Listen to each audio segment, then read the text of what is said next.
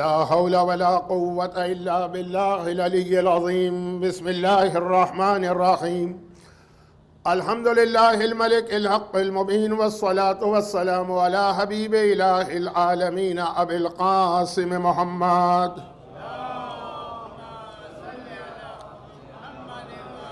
وآله الطيبين الطاهرين الذين أذهب الله عنهم الرجس وطهرهم تطهيرا.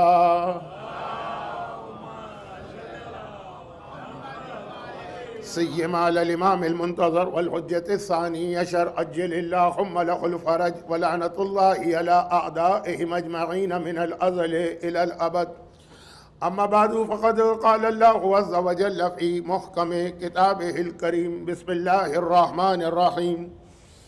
إذ قال يوسف لأبيه يا أبت إني رأيت في 11 كوكبا والشمس والقمر رأيتهم لي ساجدين. وقال: يا أيها الرسول بلغ ما أنزل إليك من ربك وإن لم تفعل فما بلغت رسالته والله يعصمك من الناس.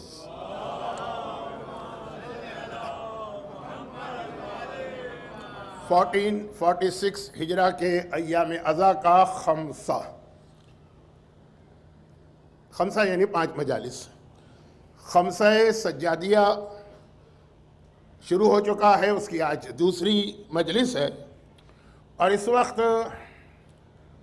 آپ کے شہر کا جو ویدر ہے اس کے اعتبار سے تو میں یہ سمجھ رہا تھا کہ شاید وہی صورتحال ہوگی جو ایک پادری کو چرچ میں جو سنڈے لیکچر دیتا ہے. ہوئی تھی ایک واقعہ ہے نا کہ ہر سنڈے کو ایک پادری صاحب تھے، وہ چرچ کے اندر آ کے اب کیا کہیں گے، سرمن کہیں گے، خطبہ کہیں گے، جو بھی لفظ ہوگا وہ دیا کرتے تھے. 100 150 200 آدمی آ جاتے تھے. ایک دن ایسا ہی موسم تھا، بارش بہت شدید تھی. جب وہ پہنچے تو صرف ایک آدمی بیٹھا تھا. پورا ہفتہ وہ لوگ تیاری کرتے ہیں. ہم لوگوں کو تو صبح دوپہر شام 3 4 مجلسیں روز پڑھنا ہوتی. وہاں تو ہفتے میں صرف ایک دن بہت تیاری کر کے آئے. مجمع دیکھا تو بہت مایوس ہو گئے، دل ٹوٹ گئے. وہ ایک آدمی بیٹھا ہے. اس سے انہوں نے پوچھا کہ بھائی میں آج کا خطاب کروں کہ نہ کروں.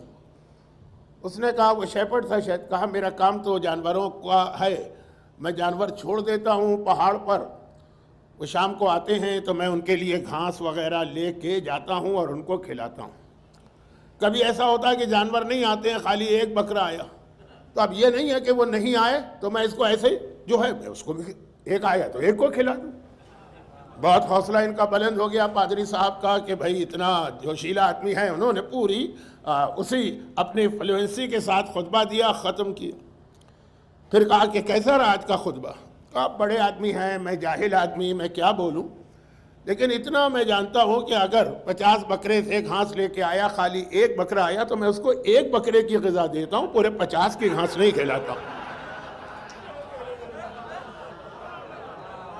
تو میں یہی سوچ رہا تھا کہ کیا مجلس اسی انداز سے پڑھوں، اگرچہ جیسا کہ میں نے کہا کہ بہرحال ان ایکسپیکٹڈ میرے اعتبار سے اتنے مومنین آ گئے اور مومنات بھی ہوں گی. لیکن بس یہ خیال کرتے ہوئے کہ ویدر بہت خراب ہے اور کل ورکنگ ڈے بھی ہے اور شاید کچھ بچوں کے اسکول بھی کھل رہے ہیں. خیر بچوں کی بات کرنا تو بیکار ہے، اس لیے کہ جن بچوں کے لیے میں وہ بات پڑھتا ہوں مجلس میں، وہ بچے تو ہوتے ہی نہیں ہیں اور اس میں ان کا کوئی قصور نہیں ہے، نہ ان کے والدین کا. اس پر میں کل بات کروں گا، آج نہیں. آج تو بہرحال گفتگو کا خلاصہ پہلے اس کا آج ٹاپک میں بتا دوں. آج کا میرا ٹاپک بڑا عجیب ہے، چوتھے امام اور سپنے. سپنا یعنی یہ تو میں نے آپ کے لیے ہندی لفظ استعمال کیا، ہم لوگ خواب کہتے ہیں، ڈریمز. چوتھے امام اور کچھ خواب. ایک بات شروع میں عرض کروں جس کی تشریح میں کل کروں گا. اب یہ اس لیے نہیں کہہ رہا ہوں یہ کل کے آج مجمع کم ہے اس لیے نہیں، یہ کیونکہ آج کا اپنا سبجیکٹ اتنا بڑا ہے کہ یہ 2-3 باتیں کل آئیں گی. یہ اس لیے میں نے یہ سبجیکٹ چوز کیا آج کی مجلس کے لیے. 5 کی 5 مجلسیں چوتھے امام کی زندگی کے مختلف حالات، واقعات اور میسیجز کی. تو کس لیے یہ میں نے آج کی مجلس کے لیے سبجیکٹ چوز کیا، اس کی وجہ کل آئے گی. کیونکہ ہم لوگ حوزہ علمیہ میں جب اپنی ایجوکیشن شروع کرتے ہیں تو بالکل شروع میں ہی ہمیں ایک سپنا یا خواب سنایا جاتا ہے اور کہا جاتا ہے کہ بس یہاں سے تمہاری ایجوکیشن کی سٹارٹ ہے، اگر اس پر عمل کر سکو تو یقیناً تم اپنی ایجوکیشن کو کنٹینیو کرو، ورنہ یہ 15 سال 20 سال حوزے میں لگاؤ گے کوئی فائدہ نہیں ہوگا۔ ہماری ریسنٹ ہسٹری، بہت پرانی نہیں، ریسنٹ ہسٹری، اس کا ایک بہت بڑا نام ہے باقر صدر، جو شہید کیے گئے اپنی بہن سیدہ آمنہ بنت الہدیٰ کے ساتھ۔ اور چونکہ اس کے بعد پھر جب صدام کا خاتمہ ہوا، یہ صدام کا آخری زمانہ تھا، تو صدر خاندان کے کچھ اور علماء سامنے آئے، ان میں سے بھی کچھ کو صدام نے شہید کیا، میں نام نہیں لینا چاہتا، لیکن جو واقعاً اس فیملی کے سب سے اہم شخص ہمارے زمانے میں، صدر خاندان عراق کا، اصل میں لبنانی خاندان ہے، عراق میں مائیگریٹ کیا، بہت پرانا بہت بڑا خاندان، لیکن ہم لوگوں کی ایج، جو میرا ایج گروپ ہے، اس میں جو پہلا نام آیا تھا باقر صدر کا، جنہیں شہید کیا صدام نے ان کی بہن کے ساتھ، اور آج بھی وہ اب عراق میں کہلاتے ہیں صدر کبیر، بڑے صدر، یعنی کیونکہ جو بعد میں کچھ اور شہادتیں ہوئیں۔ ان کا واقعہ ہے کہ بچپنے میں یتیم ہو گئے تھے۔ بیسیکلی صدر خاندان کازمین میں سیٹل ہے، یہ خاندان کازمین کا ہے۔ بچپنے میں یتیم ہو گئے تھے، یعنی اس کا مطلب کیا ہوا کہ ان کی ماں جوانی میں ہی ویڈو ہو گئی یا بیوہ ہو گئی۔ اب کازمین میں امام کا روضہ بھی ہے، باب الحوائج، کل بھی کسی وجہ سے تذکرہ آ گیا تھا، اور وہاں ایک حوضہ علمیہ بھی ہے، تو یہ بچپنے سے دیکھتے تھے، امامے پہنے، ابا قبا پہنے، بہت سے علماء جا رہے ہیں حوضے میں۔ اسکولوں کا اپنا ایک، ہمارے یہاں پاکستان میں بچوں کا ایک یونیفارم ہوتا ہے، کالج کا اپنا ایک ہوتا ہے، ڈریس کوڈ، بہت اپیل کرتا تھا ان کو یہ۔ اچھا خاندان، میں نے کہا نا پورا خاندان ہے، صدر ایک بہت بڑا خاندان ہے اور بہت پرانا خاندان ہے، تو وہاں علماء بہت تھے، لیکن ایک صبح کا یہ منظر، آج کل بھی آپ نجف جاتے ہیں تو صبح سویرے جب آپ فجر کی نماز پڑھ کے حرم سے نکلتے ہیں تو آپ کو نظر آتا ہوگا کہ سینکڑوں اسٹوڈنٹس وہ اپنے اس لباس میں، علماء کے لباس میں پڑھنے جا رہے ہیں، بڑا حسین، پرکشش اور اپیلنگ منظر ہوتا۔ تو یہ اپنی ماں کے پاس گئے، ماں جوانی میں بیوہ ہو گئی، لیکن بہرحال علماء کے خاندان کی تھی، تو انہوں نے جا کے کہا کہ مادر گرامی، میں دینی تعلیم حاصل کرنا چاہتا ہوں۔ چوائس ہوتا ہے نا وہاں پہ کہ چاہے دنیاوی تعلیم چاہے دینی تعلیم، تو دینی تعلیم حاصل کرنا چاہتا ہوں۔ خود اس سے یہ کہا میں حوزے میں ایڈمیشن لینا چاہتا ہوں۔ تو ان کی ماں نے یہ جواب دیا کہ بیٹا اس طرح کا دینی طالب علم، یعنی کمپلیٹ کرو گے، کیا کہیں گے، گریجویشن کرو گے، ایک عالم بنو گے، تو اس طرح کا عالم بننے کا تو کوئی فائدہ نہیں، جو صرف ایک روٹین لائف گزارے، ہر جگہ اپنا فائدہ دیکھے۔ کچھ اور جملے میں کہنا نہیں چاہتا، علماء کی توہین نہ ہو، البتہ ابھی سے کہہ رہا ہوں کہ یسٹرڈے، کل رات کی جو مجلس تھی، اس میں میں نے کہا نا ممبر پہ ہر ایک کو نہیں بٹھا سکتے، اور ایک لفظ ایسا آ گیا کہ مجھے لگا کہ اس کی وضاحت مجھے کرنا چاہیے، آج نہیں کروں گا، یہ آنے والے کل کروں گا۔ میں نے کہا تھا نماز جماعت میں تو پھر بھی کچھ چل جائے گا، وہ یوں نہیں چلے گا، امام جماعت کی شرائط بڑی سخت ہیں۔ ویسٹ میں سب سے بڑا مسئلہ یہ ہے کہ لوگوں کو نماز جماعت چاہیے، چنانچہ کون پڑھا رہا ہے نماز، اس سے انہیں غرض نہیں۔ جماعت کے بینیفٹ بہت ہیں، ایک کمیونٹی کے اندر جو ہے نا ایک دوسرے سے قریب ہونے کا احساس ہوتا ہے، فائدے بہت ہیں، لیکن اس فائدے کے خاطر ہم کمپرومائز نہیں کر سکتے ہیں امام کی شرائط پر۔ یہ بات کل ہوگی کیونکہ آلریڈی آج کا موضوع بھی بڑا، اور میں 200 آدمیوں کا کھانا 15 آدمیوں کو نہیں کھلانا چاہتا ہوں، تو بہت لمبی گفتگو نہیں کروں گا۔ خلاصہ یہ ہے کہ ایک روٹین، نماز پڑھا دی، کچھ عام سی مجلسیں پڑھ دی، دعائے کمیل پڑھ دی، ایسا عالم بننا ہے تو بہتر ہے کہ نہ بنو، ایسے سینکڑوں ہیں۔ اور اگر واقعاً ایسا عالم بننا ہے جو دین کے لیے خدمت کرے اور قربانی دے۔ اب یہ 7 سال کی ایج تھی، 7 یا 8 سال، تم سوچ لو۔ 1 مہینے کے بعد یہ آیا اور کہا کہ میں نے سوچ لیا۔ کسی بڑے 16-18 سال کے نوجوان کی بات نہیں ہو رہی ہے، 7 سال کا بچہ، میں نے سوچ لیا مجھے عالم بننا ہے۔ ماں نے کہا 7 سال کا بچہ تو آج آپ کوئی بات کہیں 2 دن بعد بھول جاتا ہے، ایک مہینے بعد کیوں آئے؟ کہا کہ 1 مہینے تک میں نے مسلسل فاقہ کیا ہے، روزے جیسی شکل بنائی، کیونکہ روزے میں تو آپ کو ایسے ہی سورج ڈوبا اور 10 منٹ گزرے تو افطار واجب ہو جاتا ہے۔ واجب کا مطلب یہ کہ 2 روزے آپ کنٹینیوس نہیں رکھ سکتے، میں رات کو بھی دن کو بھی صرف اتنی غذا لیتا تھا جتنا جان بچانے کے لیے واجب، اور 1 مہینے تک میں نے خوب اپنے آپ کو ٹیسٹ کیا کہ اگر میرے اوپر مصیبتیں اور پریشانیاں آئیں تو کیا میں ان کو برداشت کر سکتا ہوں، اتنی شکتی ہے میرے اندر؟ یہ 7 سال کا بچہ کہہ رہا ہے، کیا میرے اندر اتنی شکتی ہے؟ میں نے خود اپنے آپ کو ٹیسٹ کیا۔ جب مجھے یہ اطمینان آ گیا اور کانفیڈنس ہو گیا اور اپنے آپ پہ ٹرسٹ ہوا کہ ہاں میں وہ صحیح عالم بنوں گا جو دین کی خاطر ہر قربانی دے گا، تو کیا ہوگا؟ فاقے ہوں گے، بھوکا رہنا پڑے گا، پیاسا رہنا پڑے گا، مکان صحیح نہیں ہوگا، لباس صحیح نہیں ہوگا، میں ہر چیز کے لیے میں نے 1 مہینے اپنا خود، 1-2 دن میں تو آدمی میں بڑا جوش ہوتا ہے، جیسے میں نے کل کہا سوڈے کی بوتل کا جھاگ ہے، لیکن 1 مہینے تب میں آیا۔ تو ہمارے یہاں حوزہ علمیہ کے اندر بھی شروع میں یہ صحیح حوزہ علمیہ ہے، یہ کہا جاتا کہ دیکھو یہ چیزوں کے لیے یہ سیکریفائز کرنے کے لیے تیار ہو تو ادھر آؤ، ورنہ یہ اس قسم کے عام قسم کے علماء تو سینکڑوں معاشرے کے اندر ہیں، اس کے اندر یہ سپنا ہم کو بالکل شروع میں پڑھایا جاتا۔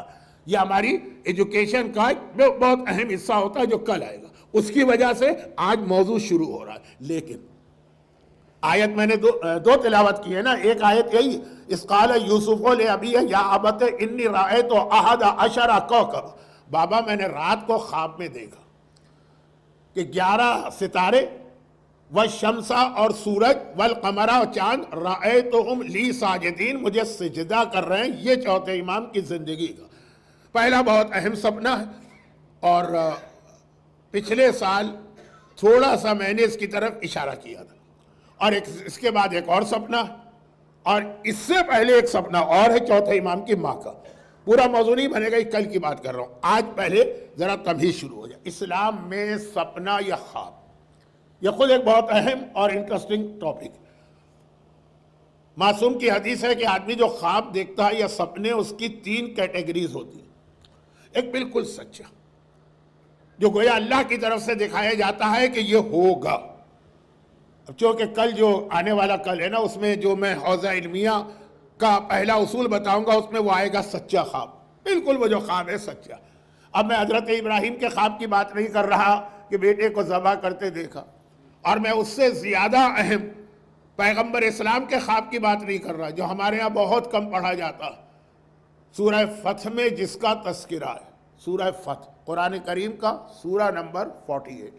کیوں میں نے اتنا اس کو ہائی لائٹ کیا؟ چوتھے امام جب زہر دیا گیا اور آخری وقت آیا، بس آخری دنیا کے آخری لمحے، تو قرآن کے 2 سورے تلاوت کیے تھے، سورہ یاسین نہیں، ایک سورہ واقعہ جو پھر بھی ہمارے ہاں مشہور ہے۔ لیکن کیوں مشہور ہے؟ کہ جو سورہ واقعہ مغرب اور عشاء کے بیچ میں پڑھو تو روکڑا بہت ملتا ہے، پیسے بہت ملتے ہیں، وہ پیسے ملتے ہیں اس لیے بہت مشہور ہو گیا سورہ واقعہ۔ اور دوسری تلاوت چوتھے امام نے کی سورہ فتح کی، سورہ نمبر 48۔ اس لیے میں نے ذرا سا زور دے کے اس کا ریفرنس دیا۔ تو اس کی وہ آیت ہے کہ رسول نے کہا تھا کہ میں نے خواب دیکھا ہے کہ میں مسجد الحرام میں جا رہا ہوں، اور پھر وہ صلح حدیبیہ، یہ 2 خواب اس کی بات نہیں کر رہا ہوں، یہ تو نبی کے خواب ہیں جو سچے ہوتے ہیں۔ ہم لوگوں کے خواب کا ایک وہ خواب ہے جو بالکل سچا ہوتا ہے۔ بہت سارے اس کے خواب بھرے پڑے ہیں۔ عبد الملک ابن مروان کا خواب کتنا مشہور کہ اس نے دیکھا کہ میں مسجد میں کھڑے ہو کے 5 مرتبہ محراب میں پیشاب کر رہا ہوں۔ اب یہ لفظ مجھے اچھا نہیں لگا، لیکن جلدی سے، اس زمانے کا جو مشہور انٹرپریٹر تھا یہ خواب کی انٹرپریٹیشن، اس نے کہا کہ تمہارے 5 بیٹے بادشاہ بنیں گے خلیفہ، اور اس کے 5 بیٹے ایک کے بعد دوسرا خلیفہ بنا، جن میں وہ حشام بھی ہے۔ حشام اس کا بیٹا، حشام ابن عبد الملک، جو چوتھے امام حجر اسود کی طرف جا رہے، اس کو جگہ نہیں مل رہی، امام کو جگہ ملی، فرزدق میں قصیدہ، 5 بیٹے، بالکل سچا خواب۔ ایک خواب ہوتا ہے امام فرما رہے بالکل کھوٹا اور جھوٹا خواب، اس کی کوئی حقیقت نہیں، اس پہ توجہ نہ دیں۔ وہ رات کو آپ نے ماش کی دال کھا لی ہوگی، وہ صحیح ہضم نہیں ہوگی تو آپ نے کوئی خواب دیکھ لیا، مثلا جھوٹا۔ مگر تیسرا خواب امام معصوم، آج کے مجلس کا موضوع پورا خواب نہیں، ابھی آ رہا ہے ایک اہم مسئلہ، جہاں کل بات رکی تھی نا، چوتھے امام کی امامت کا آغاز مسئلہ شریعت سے ہوا۔ تیسرا خواب امام نے کہا یہ ہے نہ سچا ہے نہ جھوٹا ہے، نہ کھوٹا ہے نہ سچا، یہ بیچ میں لٹک رہا ہے. جیسا تم اس کے بارے میں سوچو گے اور انٹرپریٹ کرو گے ویسا بن جائے گا. یہ اللہ نے جو ہے نا تمہارے اختیار میں دیا. اور اسی پر امام کی حدیث آئی کہ اپنے خواب ہر ایک کو نہ سناؤ. اچھا سختی کے ساتھ حکم ہے کہ اگر رسول یا امام یا زمانے کا امام خواب میں آئے تو اس کو کسی کو نہ سنو. اور ہمارے پاس علماء کے بعض واقعات ہیں کہ ان کے خواب میں امام آئے, بلکہ کچھ لوگوں کو تو بالکل فیس ٹو فیس, لیکن انہوں نے زندگی میں کبھی بتایا نہیں. ان کے مرنے کے بعد کسی طریقے سے یہ لوگوں کو پتہ چلا. تو کہا کہ زیادہ تر یعنی 80% خواب ایسے وہ بیچ میں لٹک رہے ہیں, نہ وہ سچا ہے نہ جھوٹا ہے جیسا سوچو گے. وہ جو مشہور روایت پڑھتا ہوں, ایک عورت اس کا شوہر سفر پہ گیا. پرانا زمانہ ہے, سفر بھی بہت مشکل ہے, ٹریولنگ, اور اس کے درمیان کوئی کمیونیکیشن تو ناممکن ہے بھائی. نہ موبائل ہے, نہ آئی فون ہے, نہ آئی پیڈ ہے, نہ لیپ ٹاپ ہے, نہ فون ہے, کچھ نہیں. اب چلا گیا سفر پہ, جب تک کہ نہیں آئے گا کچھ نہیں پتا اس پہ کیا گزر رہی. اس نے رات کو خواب دیکھا کہ جو میرا گھر ہے وہ ٹوٹ کے گر گیا. آنکھ کھل گئی. اب پریشان کیونکہ خواب بظاہر بہت برا لگ رہا. وہ سیدھی نماز کے بعد, یہ حدیث ہے امام کی, سیدھی نماز کے بعد مسجد النبوی میں گئی, رسول خدا کو خواب سنایا. پیغمبر نے مسکرا کے کہا بہت اچھا خواب ہے, اس کا انٹرپریٹیشن یہ ہے کہ تیرا شوہر خیریت سے آ جائے گا. گھر ٹوٹ کے گر گیا, وہ چلی گئی. واقعاً تیسرے دن اس کا شوہر آ گیا. 3-4 مہینے کے بعد پھر وہ بزنس ٹرپ پہ گیا, پھر اس نے سیم خواب دیکھا, پھر اس کا دل پریشان ہوا. پھر فجر کی نماز کے بعد رسول کے پاس آئی, پھر پیغمبر نے مسکرا کے کہا اچھا خواب ہے, تیرا شوہر خیریت سے آئی. 4 مہینے بعد پھر بزنس ٹرپ پر گیا وہ, پھر اس نے سیم خواب دیکھا. اب ذرا دل جو تھا اتنا نہیں گھبرا رہا, لیکن پھر پیغمبر کے پاس گئی, ان کو بتایا. پیغمبر نے وہی مسکرا کے ہنس کے کہا بڑا اچھا خواب. 2-3 مہینے گزرے, پھر اس کا شوہر گیا. اب یہ آپ کہیں گے پوری مجلس اس میں ختم ہو جائے گی, اس کو شوہر جا رہا ہے اور آپ ہمارا ٹائم ویسٹ کر رہے ہیں. نہیں, اب اختتام. وہی خواب دیکھا, لیکن اب 3 دفعہ دیکھ چکی ہے نا, تو دل کو اتنی گھبراہٹ نہیں ہے جو پہلی دفعہ ہوئی تھی. تو لیکن پھر بھی خاص طور پر پرانے زمانے کی عورتیں جو اپنے شوہر کی کتنی وفادار ہوتی تھی, اور آج کی خیر. تو اب یہ ہے کہ وہ شوہر اس کے لیے سب کچھ ہوتا تھا. آپ سر کا سائبان کہیے یا شیلٹر کہیے یا پروٹیکٹر کہیے کہ باہر, تو دل تو گھبرایا, اتنا نہیں. اب وہ پھر چلی گھر سے, لیکن آج جیسے ہی گھر سے نکلی اس کا کوئی ریلیٹیو راستے میں مل گیا. گھبرا کے پوچھا یہ اتنا اندھیرا ہے, ابھی تو فجر کا وقت ہوا ہے, تم پر کیا مصیبت آن پڑی کہ تم اپنے گھر سے نکل کھڑی ہوئی. اس وقت تو عورتیں اس طرح گھر سے نہیں نکلا کرتی تھی. کہا کہ بھائی وہ ایک خواب میں نے دیکھا ہے, دل گھبرا رہا ہے, رسول خدا کے پاس جا رہی. اس نے کہا تم لوگوں کی عقلوں کو کیا ہوا؟ عورتوں کو تو کہا بھی جاتا ہے نا کہ تمہاری عقلیں جو ہے, کوئی کہتا ہے گدی میں ہے, کوئی کہتا ہے ایڑی میں ہے, کوئی کہتا ہے ہی نہیں. خیر, تو خلاصہ یہ کہ یہ تو توہین کی جاتی ہے ہماری عورتوں کی. مجھے پتا ہے یہاں آپ نہیں کر سکتے, دل بھی چاہ رہا ہو کرنے کا تو شاید نہیں کر سکتے, کوئی نمبر ومبر ہوگا تو بیویاں گرفتار کرا دیتی ہوں گی. تو خلاصہ یہ ہے کہ میں آتا ہوں اصل موضوع پر. کیا ہو گیا؟ کم عقل, اتنی چھوٹی سی بات کے لیے کائنات کے سردار کو زحمت دے رہی ہو. پیغمبر کے پاس آلریڈی بہت سارے کام ہیں کرنے کو. کیا وہ بیٹھ کے تم لوگوں کے بے تکے خوابوں کا جواب دیتے رہے؟ بتاؤ کیا خواب ہے, اتنا تو میں بھی جانتا ہوں. اس نے کہا خواب دیکھا کہ میرا گھر ٹوٹ گیا. اوہ, اس آدمی نے سر پکڑ لی, اتنا برا خواب, گھر ٹوٹ گیا, اس کا مطلب یہ کہ تمہارا گھر والا اس سفر میں مارا جائے گا. اب یہ گھر واپس آ گئے, اس نے تو روک دیا. بات ایک طرح سے بات صحیح بھی تھی کہ رسول خدا جو کائنات کے پرابلم سالو کرنے آئے ہیں, یہ چھوٹے چھوٹے مسئلے واپس آ گئے. دوسرے یا تیسرے دن خبر آئی کہ تیرا شوہر اس سفر میں مر گیا, ایکسیڈنٹ ہوا, مر گیا. اب جو غم کرنا ہے کیا. اس کے بعد یہ آئی وہاں پہ. یہ مسئلہ یاد رکھیے گا کہ ایک مسئلہ شریعت کا ہے کہ جب عورت کا شوہر مر جائے اسے عدت گزارنا ہوتی. ایک طلاق کے بعد والی عدت ہے, وہ کچھ اور ہے. نام سملر ہے لیکن احکام بالکل مختلف. ایک جیسا نام ہونے سے بعض اوقات دھوکہ ہو جاتا ہے. اور ایک ہے وفات کے بعد کی عدت. طلاق کے بعد والی عدت ہر ایک کو نہیں رکھنا ہوتی, بہت سارے مسائل. بہت ساری عورتیں, ان کو اگر طلاق مل بھی جائے تو ایگزمپٹ کیا جاتا ہے. میں ویسٹ کے ایک ملک کی بات کر رہا ہوں. ایک عالم سے ملنے گیا تو ان کے گھر کے باہر ایک لمبی کیو لگی تھی، لمبی کیو. میں نے ان سے گھبرا کے پوچھا کہ بھائی یہ کیا آپ کے گھر میں کچھ تبرک تقسیم ہو رہا ہے، گفٹ دیے جا رہے ہیں، کوئی اسپیشل کوئی دعا دی جا رہی ہے، اتنی لمبی کیوں؟ کہا کہ میں اب روز اس چکر میں نہیں پڑھتا، میں نے ویک میں ایک دن رکھ دیا. بھائی کس چیز کا؟ کہا طلاق کا صیغہ پڑھنے کے لیے. یہ ساری کیوں ان لوگوں کی جو طلاق پڑھوانے آ رہے ہیں. میں نے کہا اللہ کی پناہ میں نے 50 سال میں اتنے طلاق والے نہیں دیکھے جہاں ایک دن میں ویسٹ میں دیکھ لی. پرابلم ہے، فتنہ ہے. الحمدللہ آپ کی کمیونٹی اس سے محفوظ ہے. 1%, 2% کیس تو خیر رسول اللہ کے زمانے میں بھی ہوتے تھے، لیکن یہ اس وقت کا ماحول. تو اس لیے میں اشارہ کر رہا ہوں کہ طلاق کے اندر پھر ایک عدہ ہوتا ہے، کچھ ایگزمپٹ ہیں عورتیں، کچھ کو رکھنا ہے، اس کے احکام بھی بالکل الگ ہیں، اس کا پیریڈ یا ڈیوریشن بھی الگ. لیکن ایک ہوتا ہے شوہر کی موت کے بعد عدہ. اس کے اندر دو چیزیں بہت اہم ہیں. اصل عدہ دو چیزیں. نمبر ایک، اس ٹائم پیریڈ میں وہ ہے 4 مہینے 10 دن، یا اگر وہ پریگننٹ ہے اور اس کو زیادہ ٹائم چاہیے ڈیلیوری میں تو جو زیادہ مدت ہو، اس دوران وہ دوسری شادی نہیں کر سکتی. دیٹ مینس 4 مہینے کے بعد 11واں دن آیا وہ دوسری شادی کر سکتی. اور دوسرا یہ ہے کہ اس دوران وہ کوئی زینت اور اس قسم کی چیز نہیں کر سکتی. گھر سے نکلنے کی اجازت. بعض علماء نے کہا بہتر ہے کہ رات، نہیں بہتر تو سب نے کہا، لیکن بعض نے کہا واجب ہے رات گھر میں گزارے. ہمارے کرنٹ مراجع اس کو بھی نہیں مانتے. تو اب یہ عورت عدے میں ہے، شوہر مرا ہے، ایک آدھ دن تو غم کیا، غم تو کرے گی 4 مہینے، لیکن ذرا کم ہوا نا تو سیدھا رسول کے پاس کہا یا رسول اللہ سیم سپنا یا خواب میں نے 4 مرتبہ دیکھا، سیم، ذرا سا بھی فرق نہیں. 3 دفعہ میرا شوہر خیریت سے آ گیا، 4تھی دفعہ مر گئے. پیغمبر نے کہا 3 دفعہ تو مجھے یاد ہے کہ تم میرے پاس آئی تھی، 4تھی دفعہ کہا نہیں وہ میں گھر سے نکلی تھی، میرا ایک بہت ہی قریبی رشتہ دار مل گیا، اس نے روک لیا کہ کیوں رسول کو پرابلم میں ڈالتی ہو، میں بتا دوں گا. پیغمبر نے کہا اس نے کیا بتایا؟ اس نے کہا کہ گھر ٹوٹ کے گر گیا، دیٹ مینس تمہارا شوہر مرنے والا. پیغمبر کا جملہ تھا کہ اس رشتہ دار نے تمہارے شوہر کو مار دیا.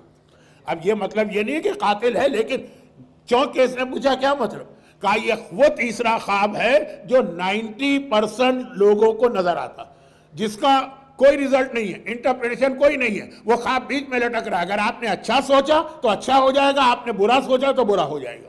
اسی لیے ہمارے ایک بات بہت مشہور کہ اگر جو برا خواب دیکھو گے ہمیشہ اس کا الٹا ہوگا.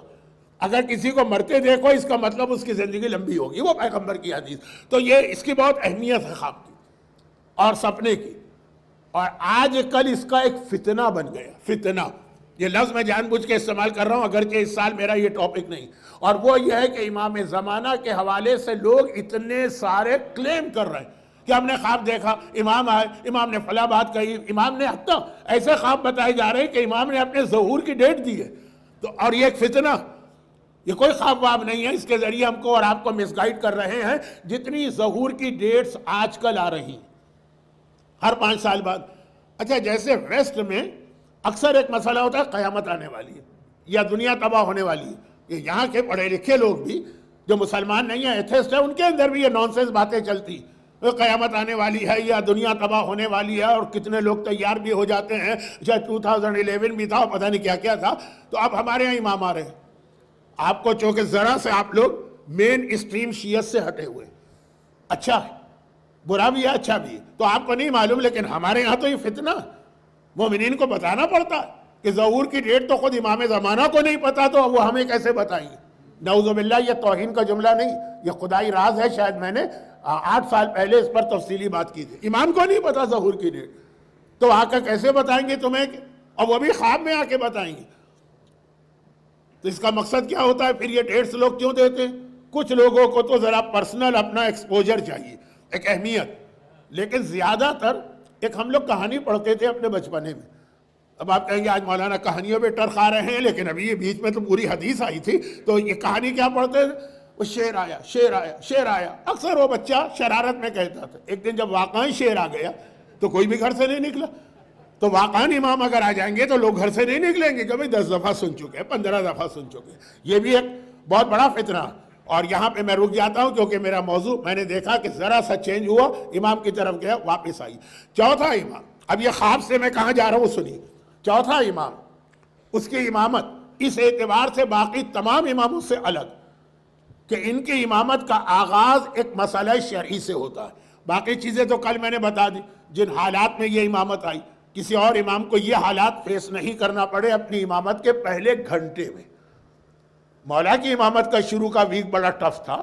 گھر کا دروازہ جلنا، پہلو زہرا پہ کوڑا پڑنا، پسلیوں کا ٹوٹنا، محسن کا ماں کے پیٹ میں شہید ہونا، خود مولا کے گلے میں رسی باندھنا، لیکن یہ پہلے گھنٹے میں نہیں ہوا. یہ سب ہوا کچھ ٹائم کے بعد. چوتھا امام، خیمے جلنا، گھر والوں کو بے مقنا و چادر کے دیکھنا، مسئلہ شرعی. اور یہ ہے مومن کے لیے سب سے اہم بات. پھر ذرا اتنا ذکر امام زمانہ کا ہو گیا تو ایک جملہ کہہ دوں، اس لیے کہ تھوڑا بہت اس کا ذکر کل ہوگا، امام زمانہ کے حوالے سے نہیں. جب جناب نرجس خاتون امام کے گھر میں آئیں، رومن شہزادی تھی. اور یہ دو چیزیں ابھی سن لیجئے. دو شہزادیاں اس زمانے کی سب سے بڑی ڈائنیسٹیاں دو تھی. دو حکومتیں بہت بڑی تھیں، ایک ایران ایک روم. اور اتنی بڑی تھی کہ قرآن کو پورا سورہ روم میں شروع کی 3 آیتوں میں ان کی جنگوں کا تذکرہ کرنا پڑا. کیا تعلق اسلام کا اور قرآن کا روم اور ایران کی جنگ سے؟ نہ یہ مسلمان نہ وہ مسلمان. لیکن نہ صرف یہ کہ سورہ روم نازل ہوا بلکہ اس کی آیت میں ان کی جنگ کا تذکرہ ہوا.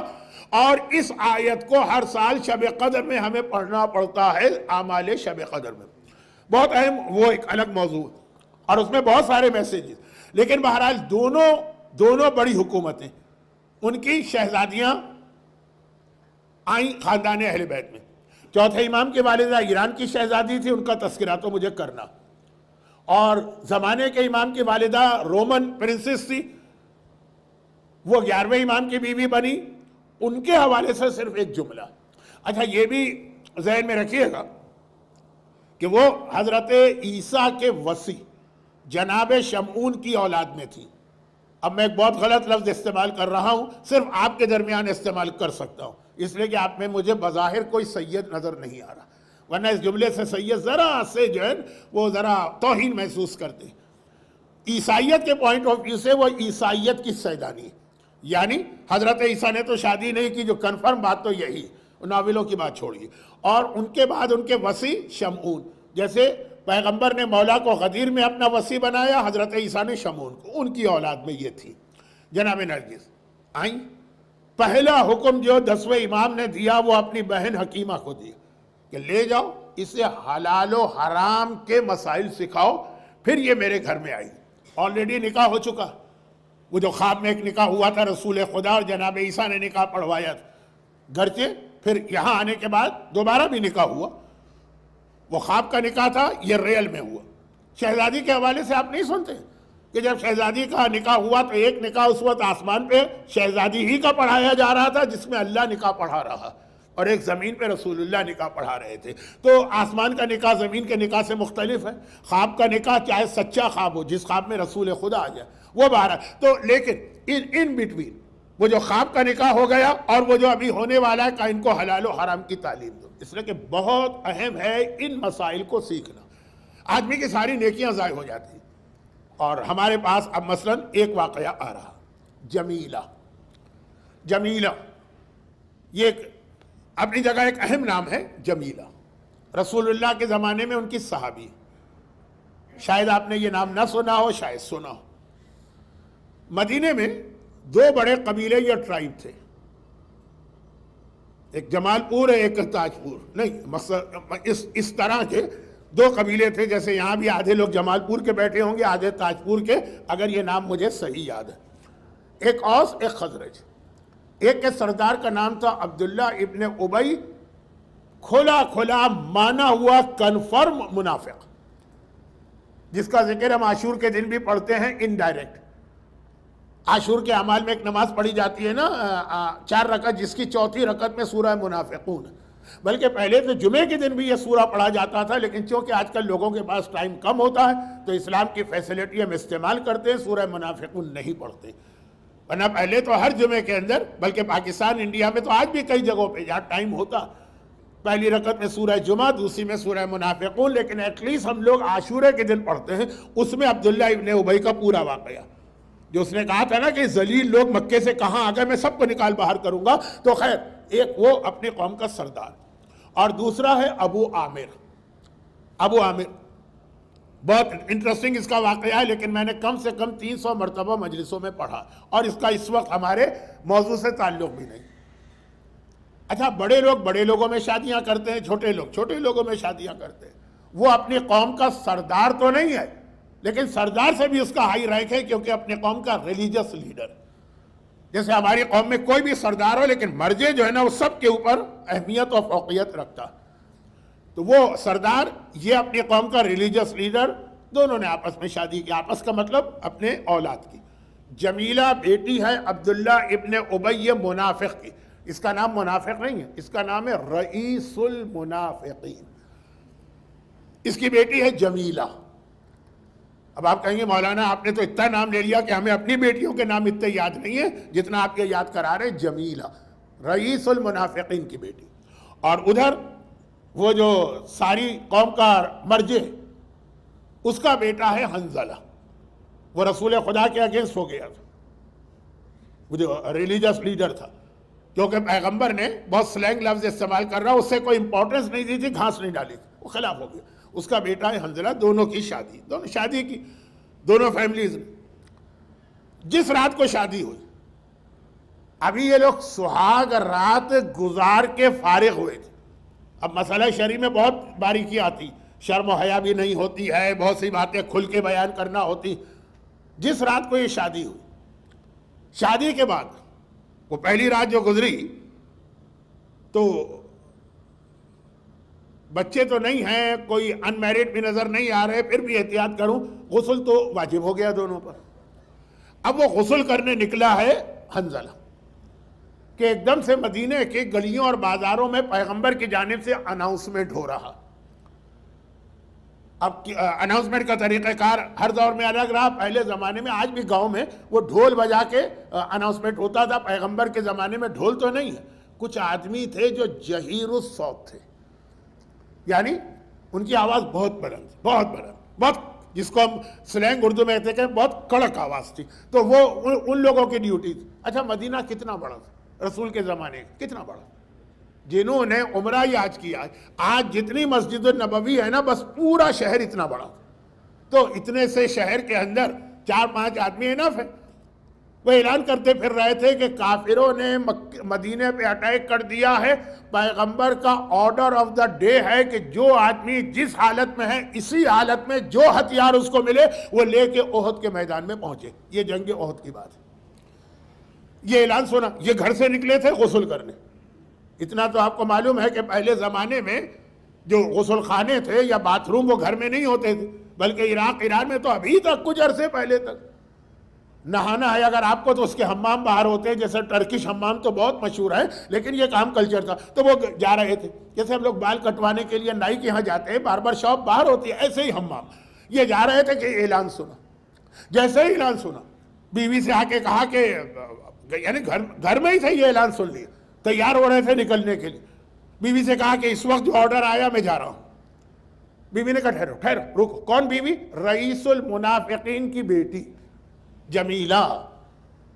کہا ٹھہرو. جلدی سے گئی، پڑوس کے 3-4 گھروں کا دروازہ نوک کیا، 4 عورتوں کو لے کے آئی اور کہا کہ ان کے سامنے یہ گواہی دو کہ تم نے میرے ساتھ سہاگ رات گزاری ہے، تاکہ اگر بعد میں میرے یہاں، ابھی تو چند گھنٹے رہے نا ادھر، 3 گھنٹے 4 گھنٹے کے بعد میں اگر اولاد ہو تو کوئی یہ تہمت نہ لگا دے کہ میں نے کوئی گناہ کیا. گواہی دے کے جاؤ. وہ شوہر کو جانے کی جلدی، پیغمبر کا آرڈر ہے کہ فوراً نکلو. اس پر غسل واجب ہے، وہ غسل تک نہیں کر رہا. اور ایک روایت میں ہے کہ اس نے غسل شروع کیا تھا، سر و گردن دھویا تھا، ابھی رائٹ سائڈ پہ پانی ڈال رہا تھا کہ اعلان سنا، فوراً نکل آیا غسل خانے سے. اور بیوی نے روک لیا، نہیں یہ ضروری کام. 4 عورتوں کو گواہ بنایا کہ میرے شوہر سے پوچھو، آج یہ سہاگ رات میں نے گزاری ہے. ایک بالکل کنواری لڑکی، ابھی شادی ہوئی ہے. مسئلہ شرعی میں ایک طرف تو کوئی شرم نہیں ہوتی، اور دوسری جانب ذرا دیکھیں کہ اس کی نالج کتنی ہے. کس کی؟ کسی بہت ہی بڑے عالم مرجع کی بیٹی نہیں ہے، کسی بہت ہی مسائل جاننے، رئیس المنافقین عبداللہ ابن ابی کی بیٹی ہے، لیکن سمجھدار. چنانچہ اس نے 4 عورتوں کی گواہی لی، رکھوائی. اس کے بعد شوہر گیا اور 2-3 گھنٹے میں میدان احد میں مارا گیا وہ حنظلہ. شادی کے رات 3-4 گھنٹے رہے ہوں گے. اس کا اصل میں تو واقعہ اس کے بعد پڑھا جاتا ہے, یہ پہلے والا نہیں پڑھا جاتا, لیکن یہ میرا موضوع ہے. بعد والا واقعہ ذرا سے ایک جملے میں عرض کر دوں. شام کو جب جنگ احد ختم ہوئی, پیغمبر کی زندگی کی سب سے ٹف یا مشکل لڑائی ہے. جو میں نے ایک جملہ کہہ دیا اس طرح کو تھوڑی ختم ہوئی, کتنی کیجویلٹیز ہوئیں. اور اس جنگ میں اس کا باپ وہ کافروں کے لشکر میں ابو سفیان کے ساتھ آیا تھا, اور بیٹا مسلمانوں کے لشکر میں تھا. اور ابو عامر جو اس کا باپ تھا نا, اسی نے پیغمبر پر پہلا اٹیک کیا تھا. اس نے کہا تھا کہ مسلمانوں کو شکست دینا ہے, زمین میں جگہ جگہ گڑھے کھودو. وہ ٹیکنیک جو مسلم ابن عقیل کو گرفتار کرنے کے لیے بعد میں بنو امیہ نے کوفے میں استعمال کی. بنو امیہ کو ٹیکنیک کس نے سکھائی؟ ابو سفیان تھا نا لیڈر, بنو امیہ ابو سفیان یا اس کے باپ نے. اور اسی گڑھے میں پیغمبر گرے تھے پہلی بار میدان جنگ میں, اور زخمی ہوئے تھے. لیکن یہ تو میں کہیں اور چلا گیا, بہت انٹرسٹنگ ہسٹری ہے یہ. تو خیر, اب خلاصہ یہ ہے کہ جب شام کو جنگ ختم ہوئی تو سارے لاشیں جمع ہو رہے. لوگ گھبرائے رسول اللہ کے پاس آئے, کہا یا رسول اللہ, سارے لاشیں ہم نے جمع کیے, شہیدوں کے لاشیں, پاک پاکیزہ مقدس برکت, ایک لاشیں سے ہم کو ڈر لگ رہا. کہا کیوں ڈر لگ رہا ہے؟ کہا اس لیے ڈر لگ رہا ہے کہ میدان جنگ میں ہم ہیں, اور اتنا ڈرائی ویدر, اس کا جسم گیلا ہے اور اس کے بالوں سے پانی ٹپک رہا. پیغمبر کے زمانے میں نوجوان کیا, بڑے لوگ بھی لمبے بال رکھتے تھے, پیغمبر کی بھی زلفیں تھیں. پانی میدان جنگ, بہت انیوزول. ڈر گئے یہ لوگ, شہید کا لاشا دے کر پیغمبر گئے. دیکھا یہ حنظلہ, پیغمبر نے کہا تمہیں نہیں پتا, یہ میدان میں جب آیا تو اس پہ غسل واجب تھا, لیکن میرے حکم کی خاطر اس نے غسل چھوڑا اور سیدھا میدان میں آیا. اب یہ جنت میں جا رہا, فرشتے کوثر کا پانی لا کر اس کو غسل دے کے گئے ہیں تاکہ پاک و پاکیزہ ہو کے جنت میں جائے. آج بھی ہسٹری میں اس کا نام ہے غسیل الملائکہ, وہ شہید جسے ملائکہ نے آ کے غسل دیا. اور یہاں پہ ایک چھوٹا سا میسیج اور ہے جو آگے شاید ابھی وعدہ نہیں کرتا اور زیادہ ڈیٹیل سے آئے. پیغمبر کا آرڈر, اس کے آگے کوئی عبادت نہیں چلتی. یہ غسل تو چھوٹی چیز ہے. اگر آپ نماز بھی پڑھ رہے ہیں اور رسول آپ کو پکارے تو نماز توڑنا واجب, یعنی نماز میں پیغمبر کو جواب دینا واجب. عبادتوں کو کبھی نبی اور امام سے کمپیئر نہ کیجیے گا, وہ سب کا رتبہ بعد میں ہوتا. تو کبھی کبھار ہمارے یہاں آقا حسین کا ذکر اور نماز کے ٹائمنگ میں ایک ٹکراؤ ہو جاتا ہے. میں اس پہ بات نہیں کرنا چاہتا کیونکہ ٹائم کم ہے, مجمع اتنا کم بھی نہیں ہے. بہرحال میرے تو ایکسپیکٹیشن سے بہت زیادہ, بلکہ میرے سوا سے تو جتنا ہونا چاہیے تھا نارمل ویدر میں اتنا ہی ہے. تو میں کوئی کمپلین نہیں کر رہا ہوں, لیکن ٹائم بہت کم ہے میرے پاس. اب آ جائیے, یہ حنظلہ, اچھا اسی کا بیٹا تھا, یہ حنظلہ کا بیٹا. کون سا بیٹا جو اس رات کے ایک ہی رات تو گزاری ہے شوہر بیوی نے, چند گھنٹے. تو وہ جو بیٹا پیدا ہوا تو بعد میں مسئلہ کھڑا ہو رہا تھا, مگر وہ عقل مند عورت جمیلہ, کاش ہماری عورتیں رئیس المنافقین کی بیٹی جیسی تو بن جائیں, جو سب مومنوں کی اولاد ہے, اتنی تو بن جائیں کہ اتنا مسئلہ. یہ خالی یہ مسئلہ نہیں, یعنی اس کا مطلب یہ کہ اس کو بڑی کمانڈ حاصل تھی مسائل پر.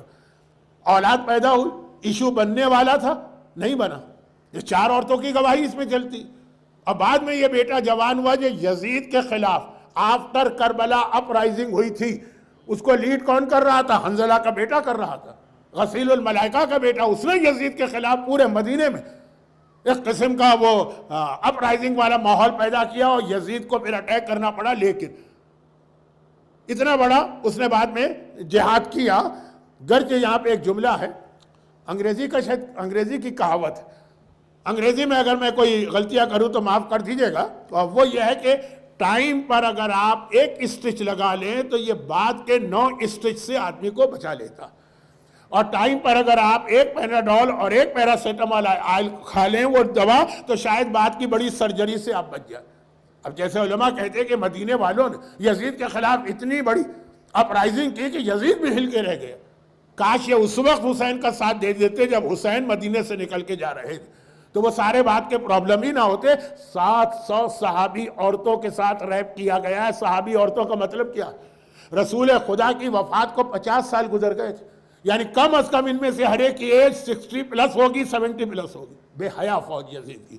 تو اب جمیلہ کا آپ نے سنا, یعنی اس کے ذریعے میں میسیج یہ دینا جا رہا ہوں کہ چوتھے امام کی امامت اسٹارٹ ہوتی ہے مسئلہ شرعی سے، اور مسئلہ شرعی ہمارا اتنا بڑا ٹول ہے ہمیں شیطان سے بچانے کا، کہ امام معصوم کی بیوی اور ایک زمانے کے امام کی ماں، ان تک سے کہا گیا کہ پہلے یہ مسائل سیکھو پھر اس گھر میں رہنا۔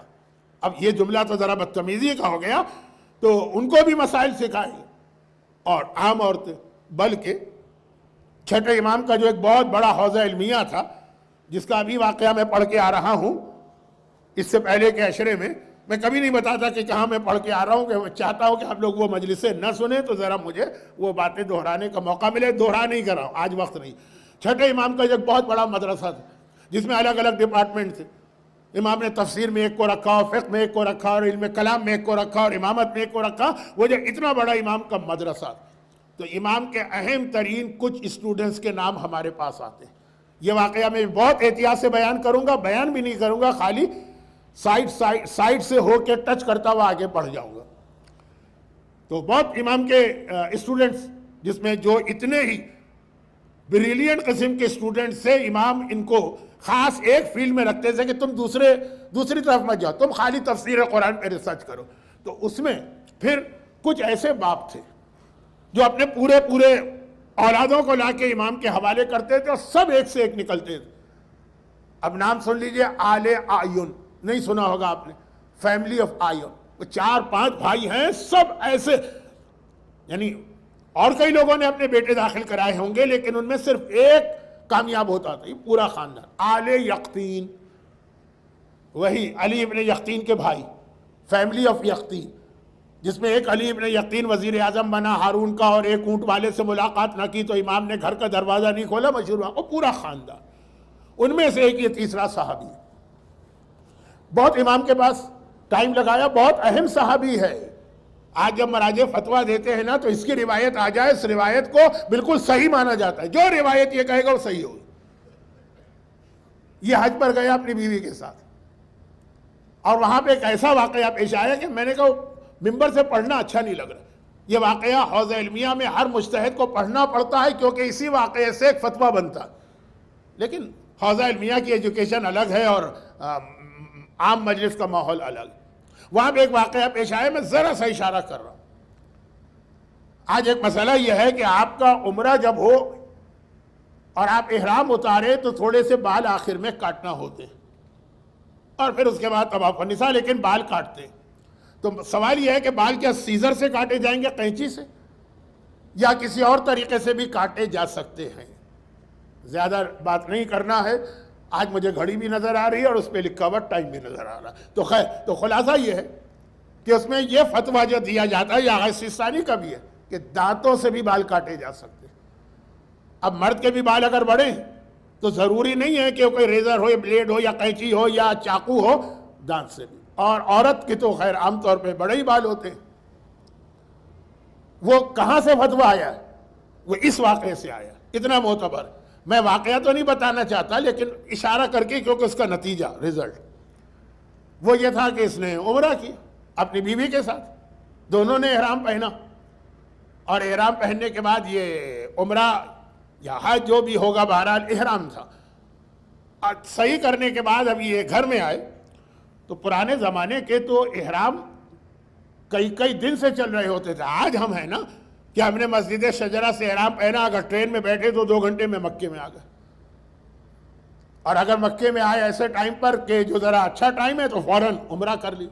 پہلے تو کم از کم مدینے سے مکے آنے میں 15 دن لگتے ہیں، بلکہ اس سے بھی زیادہ۔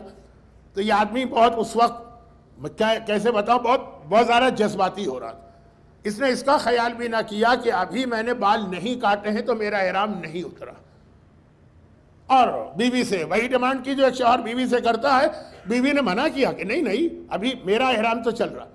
اس کا احرام اتر گیا تھا، میرا تو چل رہا، میں نے ابھی احرام نہیں اتارا۔ اب یہ تو اس وقت میں کیسے کہوں، لیکن آپ سمجھ رہے ہیں کہ میں کیا کہنا چاہ رہا ہوں، یا راوی کیا کہنا چاہ رہا۔ جب بیوی بالکل مجبور ہو گئی، جو آج کل یہاں تو یہ بھی ایک جرم ہے، جو شوہر کا حق ہے وہ بھی ایک جرم ہے، لیکن میں ادھر نہیں جانا چاہتا۔ تو اب یہ کہ بیوی اس وقت گھبرا گئی، روک نہیں پا رہی ہے اس کو، تو ویسے ہی مرد اور پھر اس حالت میں تو مرد کی طاقت اور بڑھ جاتی ہے نا، وہ تو پورا اپنی فورس استعمال کرتا ہے، جلدی سے بال اپنے دانتوں میں لے کے دانتوں سے بال کاٹ لی اور نیت کر لی میں تقصیر کر دی۔ تو خیر اب جب یہ سارا معاملہ ختم ہو گیا تو راوی نے جا کے امام سے کہا مولا یہ ہو گیا، اور اب میرے اوپر کیا کفارہ آئے گا؟ اس وقت تو میں اتنا پاگل ہو رہا تھا، کچھ سوچا ہی نہیں تھا، میں نے اتنے دن ہو گئے تھے۔ امام نے کہا تیری بیوی نے بالکل صحیح کام کیا، اور تو نے، یا الفاظ میرے مفہوم امام کا، تو نے 20 سال میرے پاس بیٹھ کے علم حاصل کیا، لیکن تیری بیوی جو ایک دن بھی یہاں نہیں آئی وہ تجھ سے زیادہ فقیہ اور عالمہ نکلی۔ ایک مسئلہ شرعی، یعنی اتنا ہماری اس زمانے کی عورتوں کو معلومات تھی، اور وہ اس انداز سے امام تعریف کرے کہ اتنا وہ بھی جانتی تھی، اور اس کو یہ بھی پتا تھا کہ اگر مجبوری میں پھنس جاؤں تو میرے پاس اس کا الٹرنیٹ اور سبسٹیٹیوٹ کیا۔ اچھا اب یہ جو واقعات کا ایک سلسلہ ہے ہمارے پاس، اس کے اندر آپ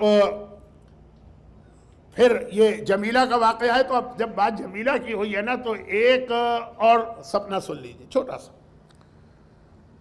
اس کا بھی تھوڑا سا چوتھے امام کے حالات سے تعلق ہے، لیکن آج نہیں، آج تو میں بس بالکل اختتام پہ پہنچ رہا ہوں، گھنٹہ تو ہو ہی جائے گا جب میں کہوں آپ میں شارٹ تقریر کروں گا۔ شارٹ کا مطلب ہوتا ہے 1 گھنٹہ اور 5 منٹ، اور لانگ کا مطلب تو پھر لانگ ہی ہوتا ہے۔ تو اب یہ ہے کہ ایک اور سپنا بہت مشہور ہے، ان سب سے میں چوتھے امام کے حالات کو کل کلک کروں گا۔ ام حبیبہ نہیں، صفیہ، یہ تو نام بہت مشہور، ہر آدمی جانتا ہوگا۔ آپ ویسٹ میں بیٹھے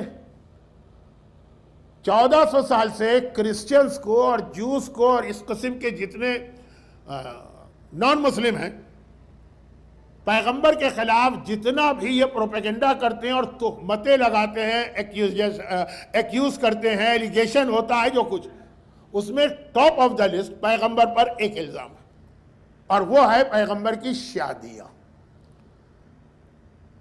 کہ ایک ایسے آدمی نے جو 60 پلس ہے اور دھڑا دھڑ شادیاں کیا، ایسی تہمتیں، ایسے الزامات۔ اچھا اب یہ آپ کو اور مجھے پتا، صحیح شادی صحیح معنوں میں پیغمبر نے صرف ایک شادی کی ہے جناب خدیجہ سے، وہ شادی تھی ایک ہیپی لائف گزارنے کے لیے، باقی جتنی شادیاں تھیں وہ اس وقت کی پولیٹیکل سچویشن کے اندر پیغمبر کو کرنا پڑے۔ مثلا ایک باپ نے آ کر کہا کہ یا رسول اللہ، میری بیٹی جو تھی اس کے شوہر نے اس کو طلاق دے دی کیونکہ اس کو ٹائیفائڈ ہو گیا تھا، ٹائیفائڈ کے نتیجے میں اس کے سارے بال گر گئے تھے۔ اب آج کل کی طرح کوئی ہیئر ٹرانسپلانٹ کا تو اس زمانے میں سسٹم نہیں تھا، عورت کے جب بال گر جائے، وہ گنجی ہو جائے تو بہت بری لگتی ہے، اسی لیے حج تک میں کہا گیا کہ عورت کے حسن کو باقی رکھنا ہے، وہ بال نہیں منڈوا سکتی۔ مردوں کے لیے تو ہے نا کہ وہ بال ہی منڈوا کے آتے ہیں، لیکن عورت اگر کوئی کہے کہ میں یہ قربانی دینے کو تیار ہوں، غلط ہے، تمہارا احرام اترے گا نہیں۔ جو احرام 5 بالوں سے اتر سکتا ہے وہ 5000 بال کاٹیں گے تو نہیں اترے گا۔ ایسا نہیں ہے کہ کوئی چیز آپ زیادہ کریں، جیسے آپ کو پتا کہ کوئی کہے کہ بھئی مجھے مغرب کی نماز میں بڑا مزہ آ رہا ہے، آج میں 3 کے بدلے میں 15 رکعت پڑھوں گا، تو نماز ہی نہیں ہوگی، وہ 3 بھی نہیں ہوگی۔ ایک صاحب نے پڑھا دی تھی نا فجر کی نماز شراب کے نشے میں 2 کے بدلے 4۔ تو خیر واپس آئیے، تو اب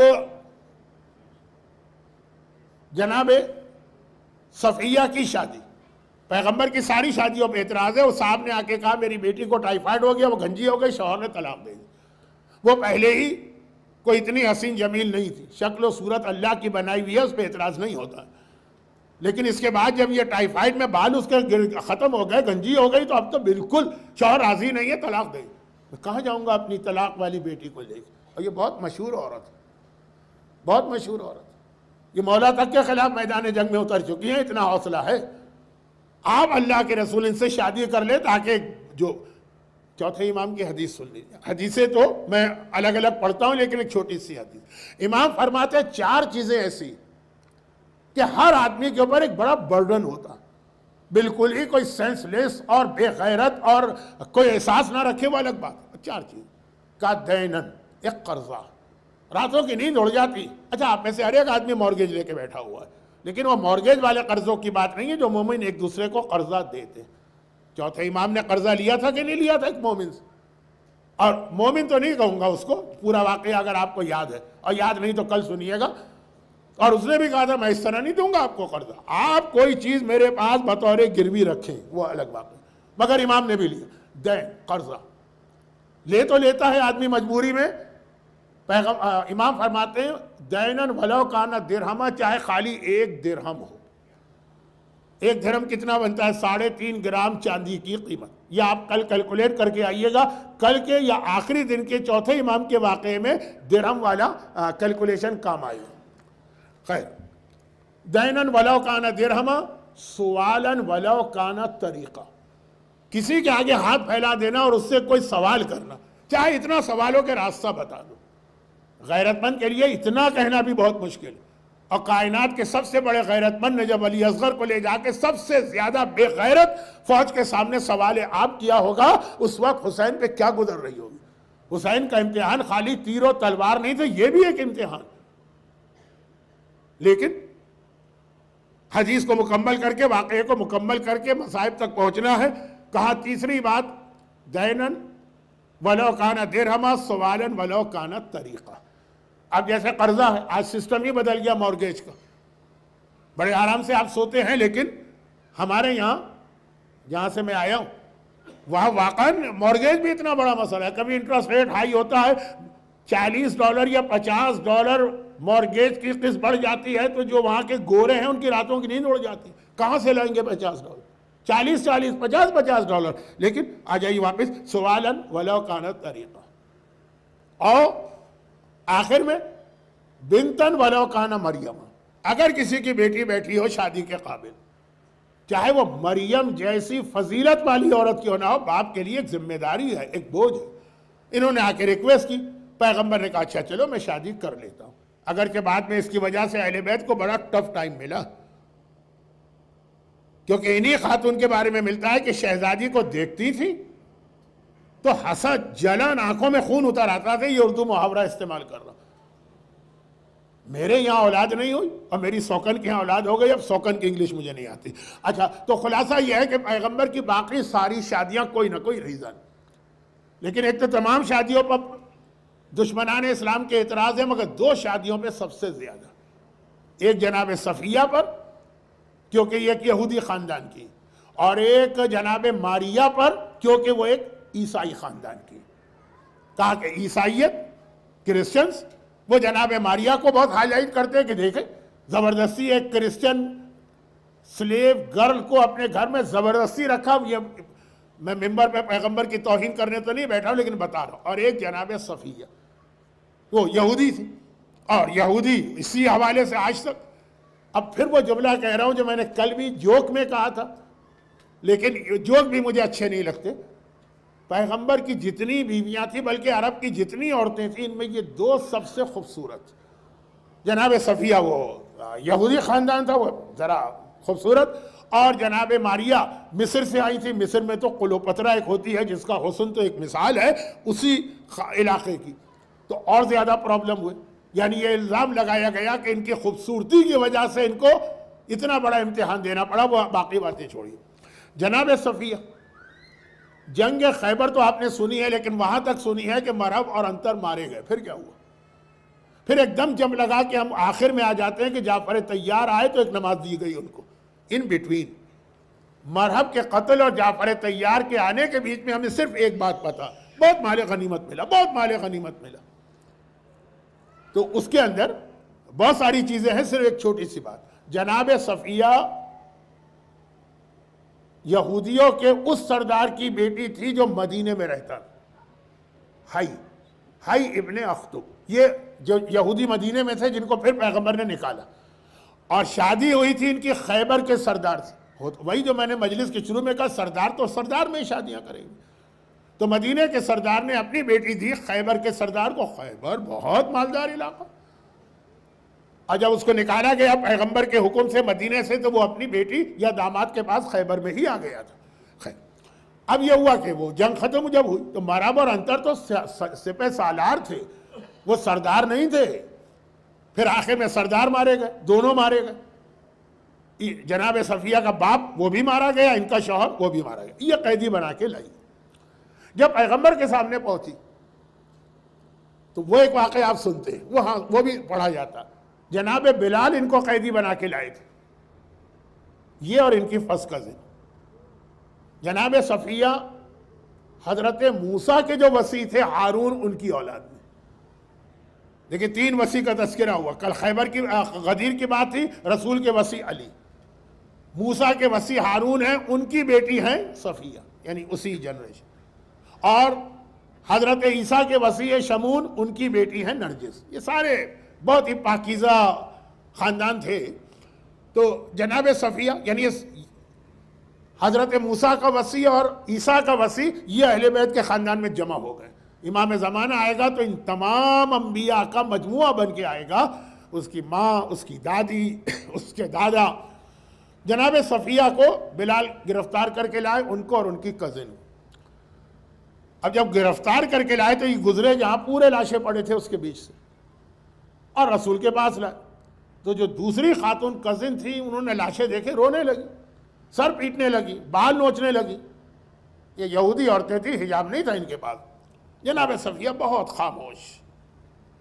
اور وہاں تک پہنچی، پیغمبر نے دیکھا کہ وہ دوسری عورت اتنا رو رہی ہے، کیا ہوا؟ کیا پتہ چلا بلال لاشوں کے بیچ سے لائے. پیغمبر نے کہا بلال تم کتنے سنگ دل ہو، یہ خواتین کے گھر والے مارے گئے، دیکھیے قیدی ہیں اور دشمن قیدی ہیں اور دشمنان اسلام کی قیدی، لیکن تم میں اتنا رحم نہیں ہے کہ ان کو اس طرح لے کے آنا چاہیے کہ ان کے ہی گھر کے لاشوں کے درمیان میں سے.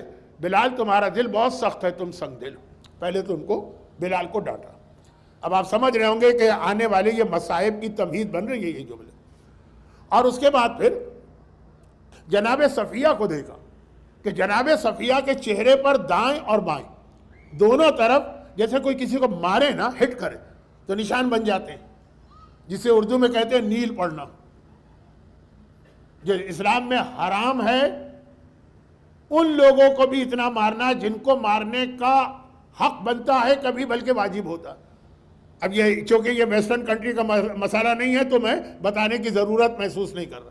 صرف ایک اسٹیج پہ جا کر بیوی کے لیے تھوڑی سی اجازت ہے اس کو مارنے کی، لیکن بہت لیمیٹڈ. یہاں تو خیر اگینسٹ لا ہے، چھوڑ دی. اور اسی طرح اگر بیٹا آپ کا کوئی گناہ کبیرہ کر رہا ہے تو اس کو روکنے کے لیے، لیکن اس میں بھی سب میں یہی شرط، اسکن کا کلر چینج نہیں ہونا چاہیے. زور سے مارتے ہیں تو یہاں پہ وہ زخم، وہ نیل پڑ جاتا ہے، نشان. جناب صفیہ کے دونوں رخسار پہ یہ نشان پڑا. ابھی حجاب نہیں ہے، مسلمان نہیں ہے تو ان کے حجاب کا کنسیپٹ بھی نہیں ہے. اور بہت ہی، اب میری ماں ہے ام المومنین، بہت ہی توہین آمیز لگ رہا ہے اگر میں ان کی خوبصورتی کی تعریف کروں، لیکن واقعاً بہت ہی خوبصورت تھی. اور یہ 2 نیل پیغمبر نے دیکھا. ابھی دیکھا بلال کہاں سے لے کے آئے. ایک مرتبہ پیغمبر نے سوال کیا کہ یہ زخم، یہ نیل کیسے پڑا؟ کیا کسی مسلمان نے قیدی سمجھ کے تجھ پہ تشدد کیا؟ یہ جملے سارے مصائب کی طرف جا رہے ہیں. جناب صفیہ نے کہا نہیں یا رسول اللہ، یہ تو مجھے بڑے احترام اور عزت کے ساتھ لائیں. صرف وہ لاشوں کے بیچ میں سے لائیں، لیکن پورا عزت، پورا احترام. گرچہ میں قیدی ہوں اور میں غیر مسلم ہوں. تو کہا یہ نشان کیسے آیا؟ کہا کہ کل رات خیبر کی فتح سے 1 رات پہلے میں اپنے شوہر کے ساتھ بستر پہ لیٹی تھی کہ میری آنکھ لگ گئی. اب یہ کہ وہ پوری رات جاگتی میں گزری تھی پورے خیبر والوں کی، کیونکہ قلعہ تو چاروں طرف سے مسلمانوں کے گھیرے میں ہے. پھر میری آنکھ کھلی تو میں نے شوہر سے کہا کہ میں نے ابھی ابھی یہ خواب دیکھا ہے، سپنا. یہ ہماری ماں نے دیکھا، یعنی ام المومنین ہے جناب صفیہ. کیا سپنا دیکھا؟ کہا میں نے دیکھا کہ آسمان پہ چاند چمک رہا ہے، وہ میری گود میں آ گیا. میرے شوہر نے سنا تو پوری طاقت سے مجھے ایک تھپڑ مارا جس کا نشان، اور کہا کہ میں اس سپنے کا مطلب سمجھ گیا. اب تم مسلمانوں کے رسول سے شادی کرنا چاہتی ہو، یہ سپنے کا یہی مطلب نکل رہا. اور واقعاً یہی مطلب تھا. چنانچہ اگلے دن اس کا شوہر مارا گیا، یہ بیوہ ہوئی، عدہ وفات رکھا پیغمبر نے. پھر وہ تو ابھی ایک جملہ کہی دوں گا، وقت بہت گزر گیا. خواب دیکھا، وہ کافر ہے، یہودی ہے، مگر سردار ہے. قوم کے سردار ایسے بدھو و بے وقوف نہیں ہوتے جیسے آج کل ہم لوگ بنانے لگے. بہت سمجھدار ہوتے ہیں، ان کا ویژن بہت ہوتا ہے. سمجھ گیا کہ اس خواب کا مطلب یہ ہے کہ میری بیوی کی شادی اللہ کے مسلمانوں کے رسول سے ہونے والی. کہا دوسرا، کہا 1 ہفتے پہلے یہی خواب میں نے دیکھا تھا، تم نے بابا کو بتایا تھا، وہ بھی سر، اس نے بھی سیم جواب دیا. دوسرا سپنا ایک جمیلہ کا سپنا جو اہمیت مسائل کو بتا رہا ہے، ہماری عورتوں کو اتنا ایجوکیٹ کرنا، یہ چوتھے امام کی امامت کا آغاز ہے، ایک یہ سپنا۔ اور اسی میں آخری جملہ کہہ دوں، اس وقت اس واقعے کے درمیان دو باتیں میں نے ایسی کہی ہیں، دو جملے کے جو مصائب کی طرف جائیں گے، تو تیسرا بھی سن لیجئے، تینوں مل کر آج کے مختصر مصائب بنے۔ اور تیسرا کیا ہے؟ رسول خدا نے کہا کہ بہرحال تم سردار کی بیٹی ہو اور سردار کی بیوی ہو، اور جو عزت دار گھرانوں کے لوگ اگر کبھی مصیبت میں بھی آ جائیں تب بھی ان کا پورا احترام اور پروٹوکول کرنا۔ یہ وہی جملہ ہے جو مولا نے شہر بانوں کے لیے کہا تھا، ہر ایک کو پتا ہے، لیکن کل ہلکا سا اشارہ ادھر بھی کرنا۔ تو اب میں تمہیں آپشن دیتا ہوں، تم آزاد ہو، چاہو تو چلی جاؤ اپنی قوم کے پاس، خیبر کے علاوہ بھی تو دنیا میں یہودی ہے نا، چلی جاؤ اپنی قوم کے پاس، اپنے مذہب پہ عمل کرو، اور چاہے تو اسلام کا کلمہ پڑھ کے مسلمان ہو جاؤ۔ اس نے کہا یا رسول اللہ، میری 2 شادیاں تو آلریڈی ہو چکی، ایک طلاق ہوئی، دوسرا شوہر مارا گیا، اگر میں مسلمان ہو جاؤں تو میرا گزارا کیسے ہوگا؟ میرا تو سارا خاندان مارا گیا، پورا، کیا گجراتی میں کہتے ہیں کٹم۔ کسی نے مجھ سے کہا کہ آپ یہاں گجراتی کا لفظ استعمال نہ کریں، کیونکہ ضروری نہیں ہے کہ ہر خوجہ گجراتی بولتا ہو، ہمارے گھر میں کچھی بولی جاتی ہے، پتہ نہیں کچھی کیا چیز ہوتی ہوگی کوئی چیز۔ تو خلاصہ یہ ہے کہ کٹم نہیں، خاندان مارا گیا، پوری قوم میری یہاں ماری گئی، تو اگر میں اس مسلمان ہو جاؤں تو کیا ہوگا؟ پیغمبر نے کہا میں بھی موجود ہوں، چاہو تو مجھ سے شادی کر لو، خوشی سے اچھل پڑ۔ یا رسول اللہ، اس سے زیادہ میرے لیے بہتر کیا چیز ہوگی؟ اور پھر ان کی شادی ہو گئی، وہ ہماری ماں بنی، اور انہی کا وہ واقعہ ہے جو پیغمبر نے مدینہ کی ایک گلی میں مسلمانوں کو روک دیا تھا۔ اب یہ چیزیں چھوڑیے، کسی نے بعد میں پوچھا تھا یہی سیم جملہ جناب شہر بانوں سے پوچھا گیا، جو میں کہہ رہا تھا نا کہ چوتھے امام سے میں کنیکٹ کرنا چاہ رہا ہوں، لیکن وہ چوتھے امام والا واقعہ کا آج وقت نہیں ہے، لیکن انشاءاللہ اگر زندہ رہا تو کل تو ہے۔ جملہ یہ آخری جملہ سن، جناب صفیہ سے پوچھا تھا کہ جب پیغمبر نے تمہیں آپشن دے دیا تھا اور تم جا بھی سکتی تھی اور اپنے مذہب پر باقی رہ سکتی تھی، مذہب چینج کرنا آسان کام نہیں ہوتا، تو آخر تم نے کیوں اسلام قبول کر لیا؟ کہا سنو، بہت پرانی بات ہے، یہ بات ہے 7 سال پرانی، جس دن اللہ کے رسول مدینے آئے تھے ہجرت کر کے، وہ ابو ایوب انصاری کے گھر میں ٹھہرنا، وہ اونٹنی کا جانا جہاں پہ اونٹنی بیٹھے گی، میسج فلم دیکھی ہے تو پورا وہ سین آپ کے ذہن میں ہوگا۔ جس دن آئے تھے تو میرے والد، اس وقت ان کی شادی نہیں ہوئی تھی، لیکن اپنی قوم کے سردار تھے، میں نے عرض کیا، بلکہ مدینے کے سردار تھے، مدینے کے یہودیوں کے۔ انہوں نے میرے چچا سے کہا کہ بڑا شور ہو رہا ہے مدینے کے اندر کہ ایک رسول آیا، ایک رسول آیا، ایک رسول آیا، ہماری کتابوں میں بھی لکھا ہے کہ رسول آئے گا، تو آج چل کے چیک تو کریں کہ یہ سچا رسول ہے کہ نہیں ہے۔ میرے باپ اور میرے چچا دونوں گئے، وہی چچا جو خیبر میں پیغمبر نے، باپ تو مارے گئے تھے نا، ان کے چچا تھے، ان کے پاس سارے خزانوں کا راز تھا کہ خیبر کے خزانے کہاں چھپے ہوئے۔ پیغمبر نے پھر ان سے پوچھا، وہ ایک بہت انٹرسٹنگ واقعہ ہے، لیکن میں کہاں تک تفصیل میں جاؤں۔ خیبر سعودی حکومت نے کچھ عرصے کے لیے کھول دیا تھا، لوگ جا رہے تھے۔ اس مجمع میں بھی وہ مومن میرے سامنے، جب میں اٹلانٹا گروپ کے ساتھ عمرہ کیا تھا کووڈ سے پہلے، وہ خیبر ہو کے آئے تھے، تو خیبر کے خزانے چھپے ہوئے تھے، خزانے بادشاہوں کے کھلے نہیں ہوتے، ان کے چچا نے بتایا تھا، وہ چچا جو ان کے باپ کے ساتھ گئے۔ کہاں گئے؟ اب وہاں کیا رسول کو دیکھا، کیا باتیں کی، وہ تو مجھے نہیں پتا، میں تو گھر میں بیٹھی، ملاقات کر کے واپس آ کے بیٹھے۔ اب بیٹی خدمت کر رہی ہے، چائے بنا رہی ہے یا جو بھی اس زمانے کا طریقہ ہوگا باپ اور چچا کی، تو میں نے سنا میرے چچا نے میرے بابا سے کہا کہ کیسا پایا آپ؟ میرے بابا نے کہا یہ بالکل سچا رسول، جو میں نے اس کی بات سنی، جو میں نے اس سے آرگومنٹ کیے، جو میں نے اس سے دلیلیں مانگی، جو اس نے ہمیں تورات کا ریفرنس دیا، اولڈ ٹیسٹیمنٹ ایکچول اوریجنل جو صرف سرداروں کے پاس ہوتی تھی، وہ بھی پیغمبر نے خیبر میں ان کے چچا سے کہا تھا وہ کہاں چھپا کے رکھی ہے، وہ دینا پڑے گی۔ یہ خیبر ہے جو ہمارے یہاں بہت کم پڑھا جاتا ہے سوائے 1-2 واقعات کے۔ تو کہا کہ وہ جو اوریجنل تورات ہمارے پاس ہے حضرت موسیٰ والی، اس میں بھی اس کا لکھا، بالکل بالکل میں نے پہچان لیا۔ تو چچا نے کہا یہ بیٹی سن رہی ہے، خدمت کر رہی ہے، چائے پانی جو کچھ بھی ہوتا، مجھے تو نہیں پتا کہ کیا ہوتا ہے، کیونکہ میں تو کسی کے گھر گیا نہیں آج تک اٹلانٹا میں، شاید ایک دفعہ ایک مومن لے کے گئے تھے شاید۔ تو خلاصہ یہ ہے کہ وہ خدمت کر رہی ہے، سن بھی رہی۔ بابا نے کہا بالکل سچا رسول. تو چچا نے کہا تو پھر اب ہم کیا کریں, مان لیں گے اس کو, لکھا ہوا ہے تورات میں, موسیٰ نے کہا تھا اس کو ماننا. کہا خبردار آئندہ یہ بات زبان سے نہ نکالنا, ہے سچا رسول لیکن اگر اس کو مان لیں گے تو ہماری سرداری تو چھن جائے گی. ہمیں اپنی سرداری بچانا ہے. باقی باتیں بات کی ہیں کہ آخرت میں کیا ہوگا, قیامت میں کیا ہوگا, یہ کہہ کر میرے چچا کو سختی سے ڈانٹ دیا. خبردار کوئی عام یہودی یہ جملہ نہ سننے پائے ورنہ غضب ہو جائے گا. یہ سب امام زمانہ سے ریلیٹ کرنے والی چیزیں بھی ہیں, لیکن میرا موضوع چوتھے امام ہے. یہ 3-4 باتیں جو آج میں نے بتائیں گے کل کے واقعے میں چوتھے امام سے ڈائریکٹ ملیں گی. تو خلاصہ یہ ہے کہ جب میں نے اپنے باپ اور چچا سے یہ سنا کہ سچا رسول, اسی وقت سے میرے دل میں ان کی عقیدت و محبت پیدا ہو گئی. لیکن ایک چھوٹی سی بچی, وہ اپنے فیملی سے بغاوت نہیں کر سکتی, پھر سردار سے شادی ہو گئی, وہاں بھی کوئی چانس نہیں تھا اور ضرورت بھی نہیں تھی. بہت سے لوگوں سے انسان کو محبت ہوتی ہے, ان کی بات نہیں مانتا. لیکن اب جب مجھے چوائس ملا, آپشن ملا کہ میں قیدی بن کے آئی اور اس طرح مجھ سے کہا گیا, پھر ایک جملہ اس نے بڑا عجیب کہا, بس یہ بھی مصائب کے اندر کام آئے گا, اور مصائب اب شروع ہی ہونے والے ہیں. 65 منٹ ہو گئے, بہت زیادہ.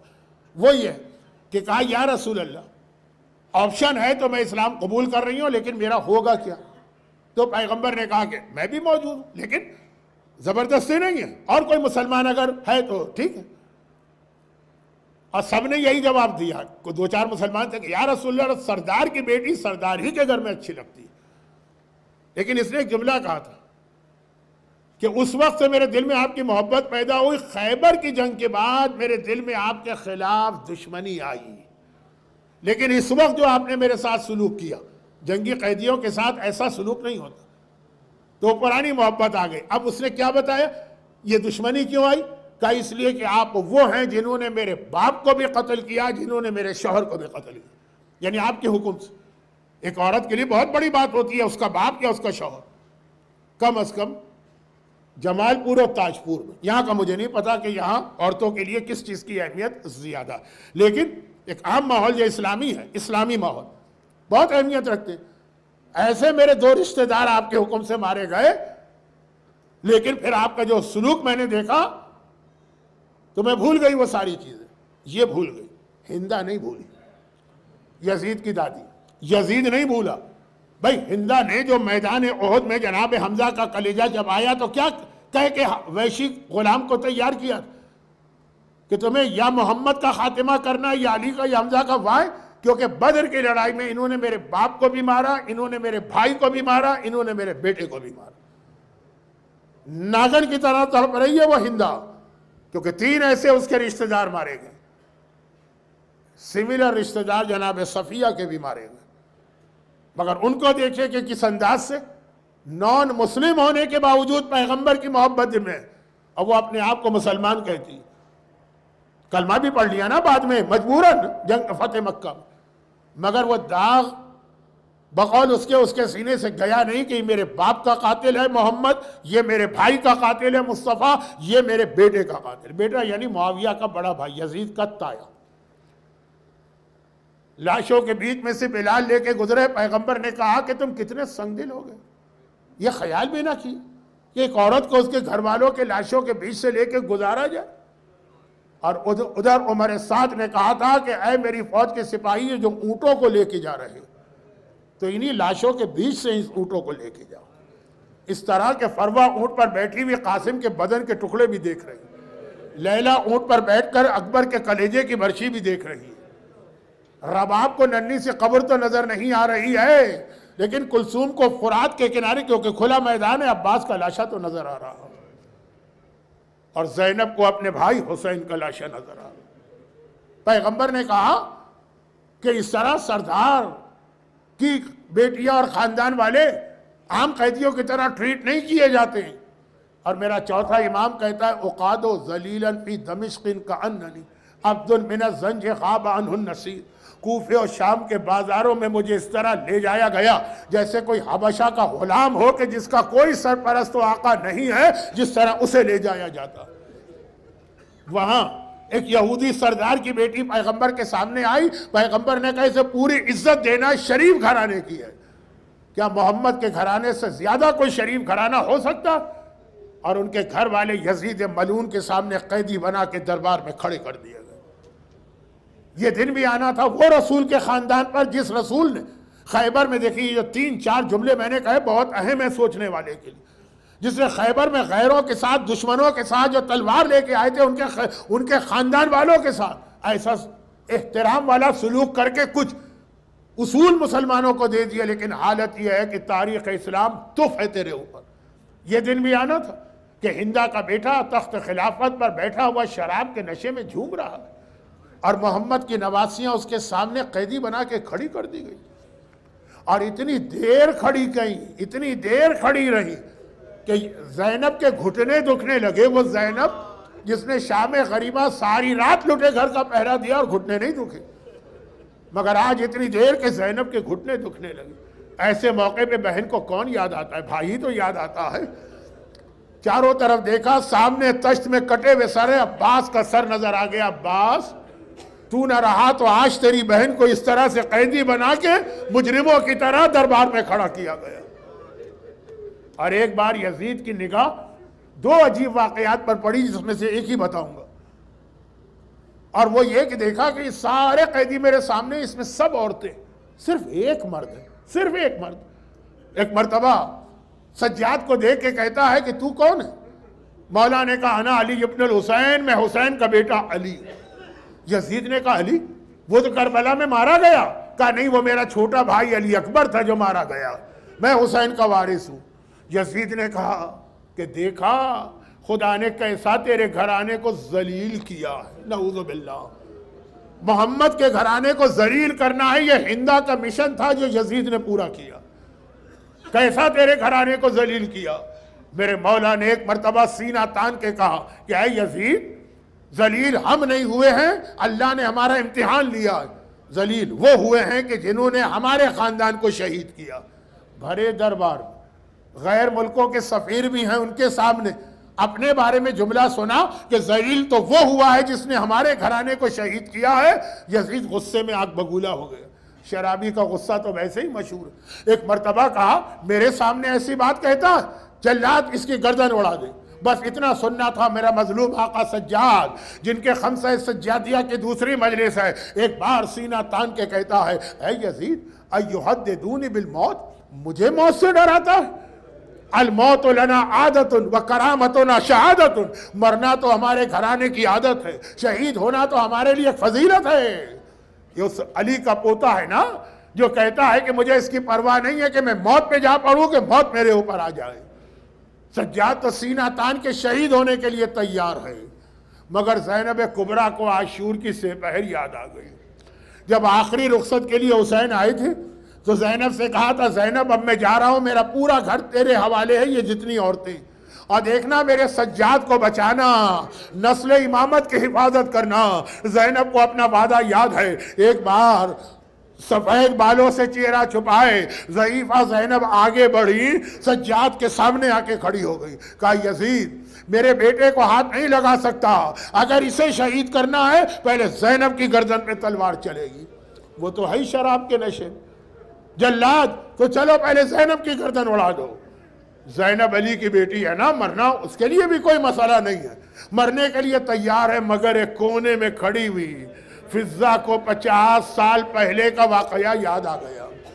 فاطمہ کی کنیز فضہ 50 سال پہلے جب فاطمہ دنیا سے جا رہی تھی تو آخری وقت میں فضہ کو بلایا تھا، فضہ میں نے تجھے ہمیشہ بہن سمجھا بھی ہے، بہن کہا بھی ہے، میں دنیا سے جا رہی ہوں، میرے بچے چھوٹے چھوٹے ہیں، میرے بعد میرے حسن و حسین کو، میری زینب و کلثوم کو ماں کی طرح پالنا اور ہر مصیبت سے بچانا۔ مگر فضہ حسن کو نہ بچا سکی، کلیجہ ٹکڑے ٹکڑے ہوا، حسین کو نہ بچا سکی، گھوڑوں کی ٹاپوں تلے جسم پامال ہوا۔ ہاں فضہ زینب کو بچانے کے لیے زینب کے سامنے آئی، کہا یزید جب تک فاطمہ کی کنیز فضہ زندہ ہے میری شہزادی کو کوئی ہاتھ نہیں لگا سکتا، وہ تو ہے شراب کے نشے میں چور۔ کہا جلاد تو پہلے اس بڑھیا کی گردن اڑا دے۔ جلاد فضہ کی جانب چلا، وہ فضہ نے دربار کو دیکھا، ملک حبشہ کے 200 سردار کرسیوں پہ بیٹھے ہیں۔ فضہ نے کہا کہ اے میرے ملک والوں، تمہاری غیرت کو کیا ہوا؟ تمہاری آنکھوں کے سامنے مجھے قتل کیا جا رہا، خاموش بیٹھے ہو۔ حبشہ کے 200 سرداروں کی غیرت بیدار ہوئی، ایک بار کھڑے ہوئے کرسیوں سے، تلواریں نکالی، یزید فضہ کو کچھ نہ کہنا ورنہ خون کی ندیاں بہہ جائیں گی۔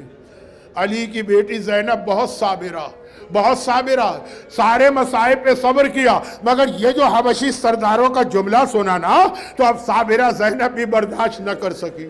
ایک بار مدینے کا رخ کیا، السلام علیکہ یا جدہ، نانا اپنی نواسی زینب کا سلام لے۔ آج ایک کنیز کی حمایت میں تو 200 سردار نکل آئے، لیکن تیری بیٹی بے مخنا و چادر کے قیدی بنا کے کھڑی ہے اور اس کی حمایت میں ایک جملہ کہنے والا کوئی۔ اجرکم علی اللہ، پروردگارہ میری مظلومہ شہزادی زینب کبریٰ کے ان مصائب کا واسطہ اور میرے مظلوم آقا سید الساجدین کے اس امتحان کا واسطہ، خدا کسی شخص کو بھی اس کے گھر والوں کی یہ حالت نہیں دکھائے، ہم تو ان کی جوتیوں کی خاک بھی نہیں۔ میرا مظلوم آقا سجاد، ان کے مصائب کا واسطہ جو لوگ موسم کی سختی میں بھی آج عزاخانے کے اندر آئے ہیں، ان کو، ان کے گھروں کو، ان کے گھر والوں کو، ان کے رزق ذرائع کو، ان کو کاروبار کو، ان کی جان مال عزت و آبرو کو ہر آفت و پریشانی سے محفوظ فرما۔ اس گریے کا واسطہ ان کی ساری حاجتیں اور دعائیں قبول فرما۔ پروردگارہ دنیا بھر میں جہاں جہاں کوئی بھی مظلوم ہے، حسین کے جہاد کا واسطہ ان کے جان مال عزت و آبرو کی حفاظت فرما۔ ظہور امام زمانہ میں تعجیل فرما۔ ماتم حسین۔